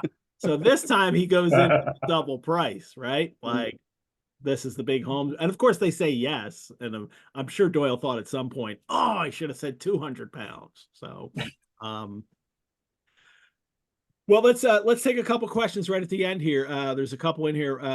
Rudy says, Holmes is a rationalist against superstition. I know we could spend days discussing Conan Doyle and spiritualism, but how much were ghost stories a fascination of his? I know he wrote them, and was that connected to his spiritual interests and pursuits? Gosh, where do we Kind start? of crossover. There's I mean, he had a love of ghost stories anyway. This probably goes back, in the family. His father Charles was he's a wonderful artist and did these literally fantastic pictures and pictures of fairies and Gothic scenes. So he's grown up with this world. His uncle Richard as well as designing the Punch cover, also did these wonderful fairyscapes.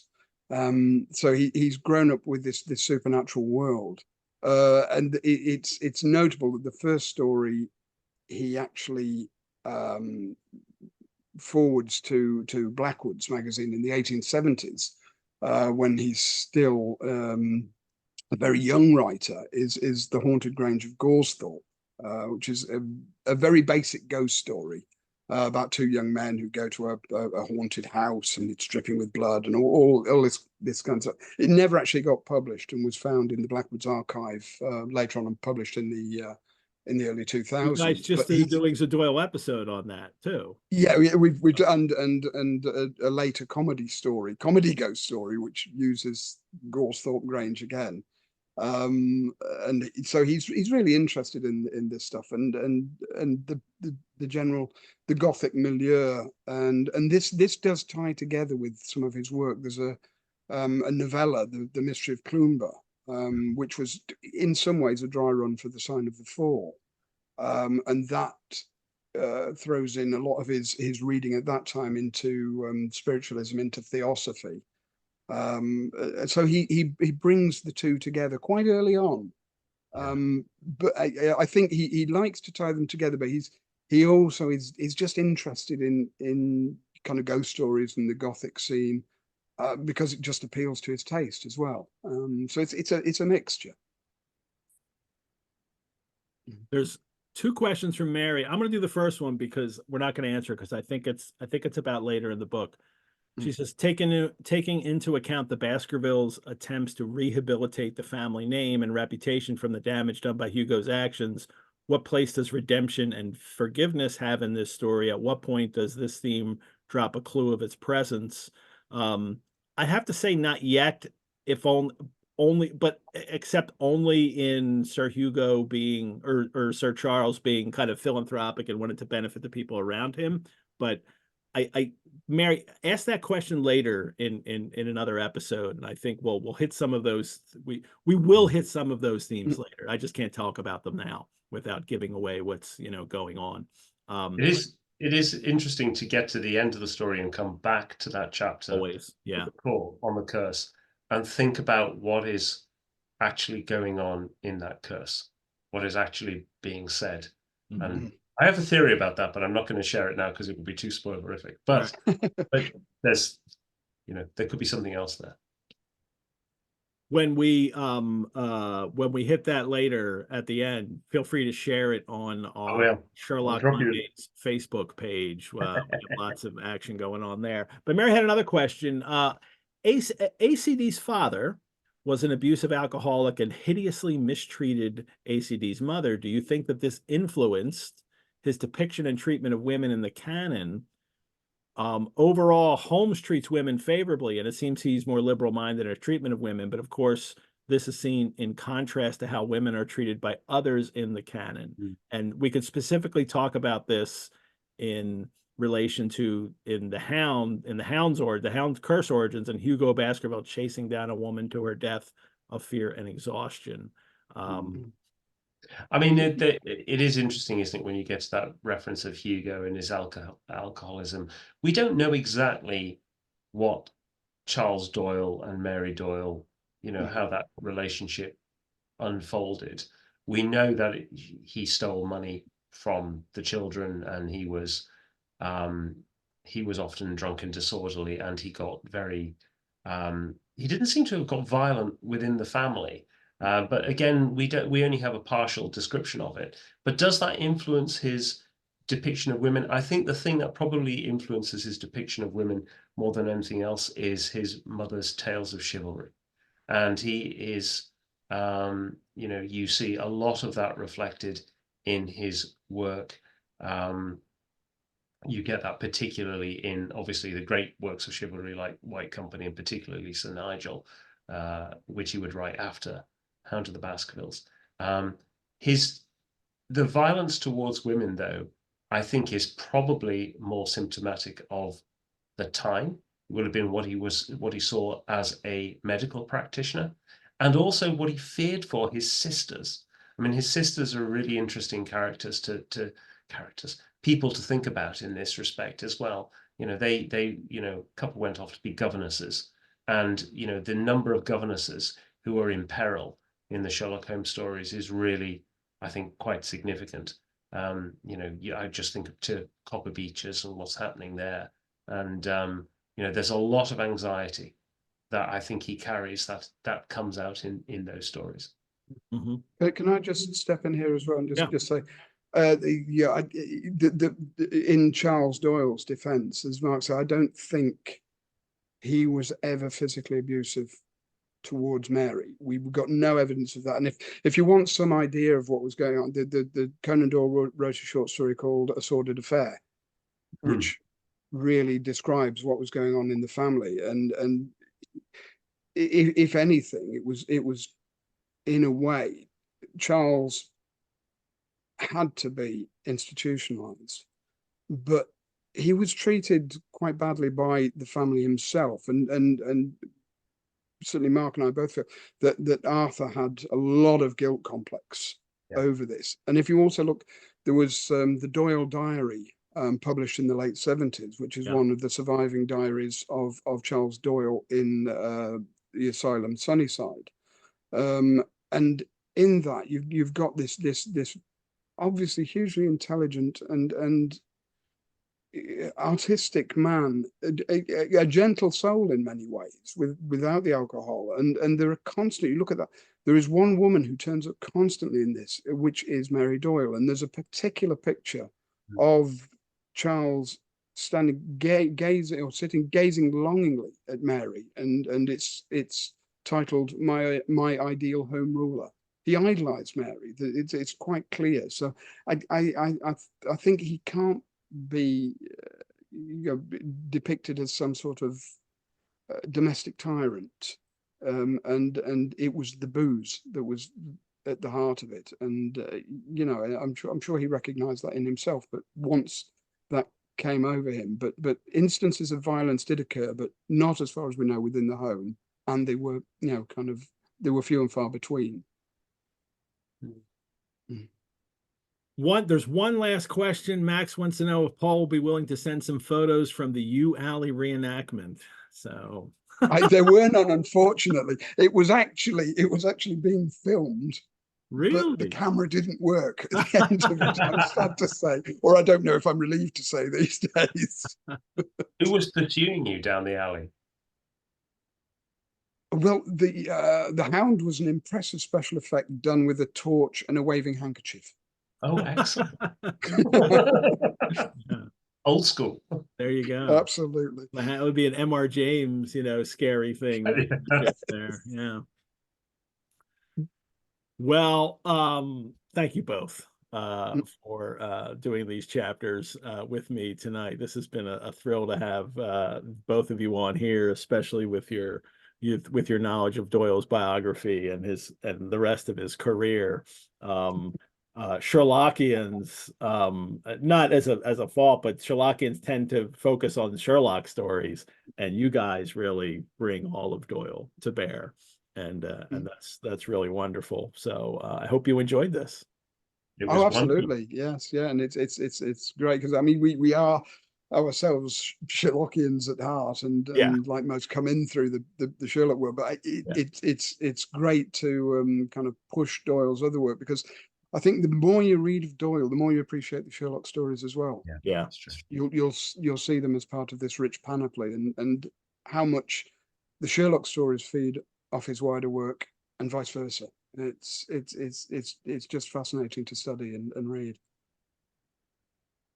Well, thank you both. Thank you to our chat. This is Hudson, Brianna, for managing the links in the chat. Sherlockians and Doyleans, thank you for joining us for the first episode of Sherlock Mondays, The Hound of the Baskervilles. By registering for this program, you have helped the Rosenbach create more programs like our free Biblioventure series that we do, and also helps us care for our collections at the Rosenbach, including several Doyle first editions, including The Hound of the Baskervilles, which I'll share in the last episode, and the manuscript for The Empty House, of course, which we've shared in the Empty House episode of Sherlock Mondays. You can see all those on the Sherlock Mondays playlist on YouTube if you all haven't watched them already. I will share the link to this recording to you all tomorrow. I will also share the chat from tonight along in that email, so everyone has the chat preserved as well for yourselves. I will see you all next week for episode 2 of The Hounds, chapters 3 and 4. And my co-host will be Anastasia Klimchinskaya. returning, who is also so wonderful. That's it, guys. Good night. I am Edward G. Pettit of the Rosenbach Museum and Library, where the game is a book. Thanks, everyone. Thanks, Paul. Thanks, Mark. Bye-bye. Thanks, Ed. Right. Thanks. Bye.